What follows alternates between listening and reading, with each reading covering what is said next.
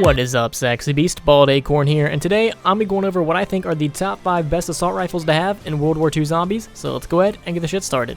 So this list was very difficult to make because there's a lot of good assault rifles in this game, and depending on your playstyle, you might have a completely different list, which is totally fine. Everyone plays zombies differently, but I think I finally did nail it down to a solid top 5, so let's go ahead and jump right into it. Taking the number 5 spot is going to be a tie between the SVT-40, which upgrades to the AVT-40, or the M1 Garand, or when upgraded to the GOAT. Now both these weapons are incredibly good. I prefer the SVT when it's upgraded, and I prefer the M1 Garand when it's unupgraded, if that makes any sense. The unupgraded SVT is kind of just a weapon that I skip straight past and go straight for the Thompson, or go straight for like the BAR or anything else in this map. While with the M1 Garand, I always find myself grabbing it, but never keeping it to upgrade, because when you upgrade the M1 Garand, it becomes a 3-round burst, and I absolutely hate burst weapons. To me, burst weapons are just god-awful, and I'm not a huge fan of it, but when you upgrade the SVT, it becomes a fully automatic weapon, but the only problem I have with that is, it doesn't carry that much ammo in its magazine. I constantly find myself thinking, if only I had like 2 more shots in this magazine, I could have finished him off, or goddamn, I went through that magazine quick.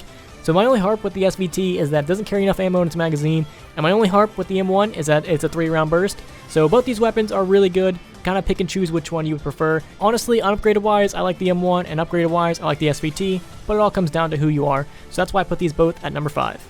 Alright, and taking the number 4 spot is going to be the FG42, or an upgrade to the Device 450. Now this is located down in the salt mine, and that's kind of why I put it at number 4. It's not really located in the greatest position. I never really find myself ever going to the salt mine, and when I actually finally get the salt mine open, I might have my preferred weapon set up by that point.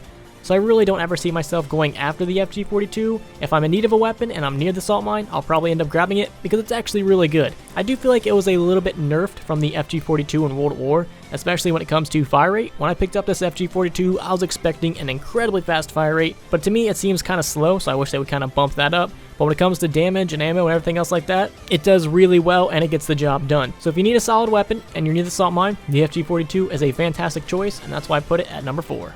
So now coming in at number 3, this is probably going to be a shocker. A lot of people will probably want this weapon to be number 1, but to me, I think it deserves the number 3 spot, and coming in at number 3 is going to be the BAR, or an upgrade to the FU BAR. Now this one's going to be located in the morgue, and the BAR is a really solid unupgraded weapon. When you upgrade it, it's still a solid weapon, but I think there are a couple better choices. But the reason I like the BAR is because just where it's located, you always find yourself running through the morgue, whether you're trying to get the pack-a-punch, or whether you're trying to do like the Easter egg, or the main quest, or whatever it's called. You always find yourself running through this general area, so grabbing the BAR can happen at any point, and you can get it pretty early on in the game. Now my only real harp with the BAR is its fire rate. I've said it a million times, I prefer guns with fast fire rates, and the BAR just really doesn't have it. Its fire rate's pretty quick, but it's not the fastest out there. When it comes to damage, the BAR is actually pretty powerful, and it's going to be able to last you a long time. So the reason it's at number 3 is mainly just personal preference. I will acknowledge this gun is pretty freaking amazing, but it's just not for me. So that's why I decided to put it at the number 3 spot. Alright, and taking the number 2 spot is going to be the M1A1. So I really love the M1A1 in this game, mainly because once you get to, I believe, like level 40, that's when you can actually unlock it. You can actually spawn in with the M1A1. Now, if you're playing local match, you can actually set it up to where you start with the M1A1 because you have everything unlocked, but if you're playing online, I believe you actually have to wait until you hit level 40.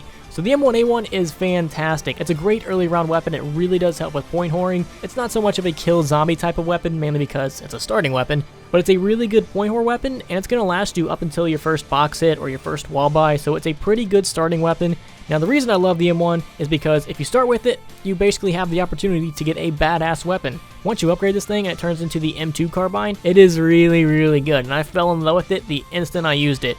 It is absolutely amazing. It becomes fully automatic. Now I do have some attachments on here because I was playing on local, because I couldn't get the damn thing from the box online, so I decided to play local and go upgrade it. And it's really good. I would highly recommend once you unlock this M1, make it your starting weapon, either that or the M1911, you can't go wrong with either. But the M1A1 is a fantastic weapon. If you get it from the box, I would highly recommend you keep it. If you need ammo, just go double pack punch, you'll get full ammo again. So the M1A1, in my opinion, definitely deserves the number 2 spot because you can actually spawn in with it, or you can get it from the box if you're playing online and you're not level 40.